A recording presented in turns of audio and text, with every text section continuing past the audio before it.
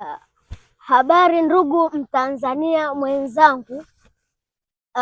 Nadhani umekuwa ukisikiliza kontenti zangu za hapa na pale kuhusu kusaidia watu. Leo nimekuja kiutofauti kidogo, ni katika kushauri wapambanaji wenzangu.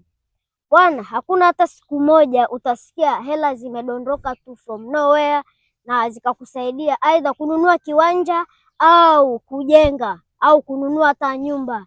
Hicho kitu hakuna, na kama kipo basi ni kwa baadhi ya watu. Hutoweza hata siku moja fuko la hela likadondoka.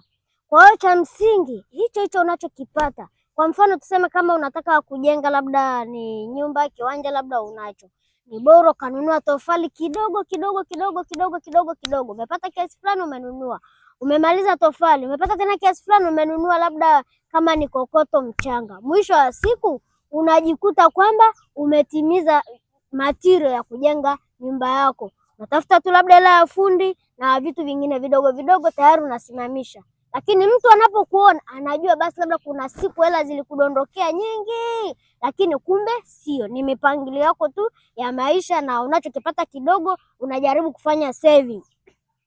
Kipindi hiki ni kipindi chetu sisi kutafuta, sio kipindi cha kutumia hela.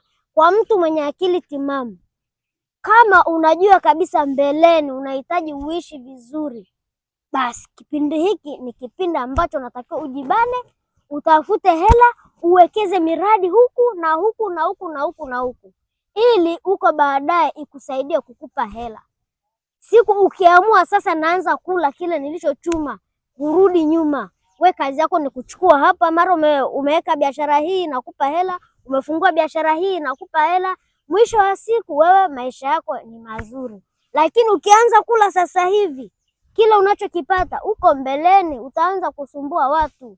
Kila mtu utaona kwamba hana msaada na wewe, hakusaidii, wakati maisha yako uliyachezea mwenyewe. Kipindi kama hiki, kipindi hiki ni kipindi cha kukusanya, sio kipindi cha kula. Kusanya, zalisha, fanya namna yoyote ile, ili baadaye iwe ni kazi yako ni kusimamia tu. Kwa sasa hivi hatushindwi kuenda kila viwanja, kuruka, kufanya nini, hatushindwi. Lakini sasa unawaza sawa, uko mbeleni mambo yamekaa vibaya, je, unaishije? Kwa ndo maana unajikuta sasa hivi unatafuta. Wapo ambao wananielewa ninachomaanisha na wapo ambao wamefanya hivyo vitu, kwa sababu hata mimi nimeona baadhi ya watu waliofanya hivyo wamefanikiwa, na ndio maana na mimi leo hii nikasema nilete mbele yenu, kwa sababu yapo na mimi ambaye nimeyafuatilia na mimi yamenisaidia mpaka hapa nilipo. Ijapo siwezi kukutajia ni yapi na yapi na yapi, lakini mimi tu cha kukushauri sasa hivi sio muda wa kula kila ambacho nakipata. Ukipata hiki zalishia hapa ili kikusaidia huko mbeleni, usije ukasumbua watu. Unaonaje unakuja kuanza kuokota makopo ukiwa mzee, unaanza kusumbua ndugu zako ambao wamefanikiwa? Wao ndo wanatakiwa waje kwako. Sasa mtu anashindwa kukusaidia kwa sababu ulipokuwa nacho ulikuwa huzalishi, ulikuwa hufanyi maendeleo yoyote. Sasa hivi hauna, unaanza kumsumbua. Afu mtu akikukataa unaanza kulalamika, imepanda imeshuka, wakati ulikuwa nao. Wakati ni sasa hivi, sio baadaye. Jamani. Kwa hiyo mimi nipende tu kutoa ushauri wangu kama hapo basi, lakini nawashukuru sana, nawapenda sana mnaoangalia video hii, na imani mmenielewa. Na kama kuna mtu anahitaji elimu yoyote ambayo mimi naweza kuielezea, naweza nikaelezea. Kama sijui nitakwambia sijui, kwa sababu sipendi kuongea kile kitu ambacho sikielewi.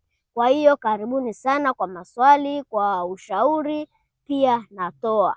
Asanteni sana.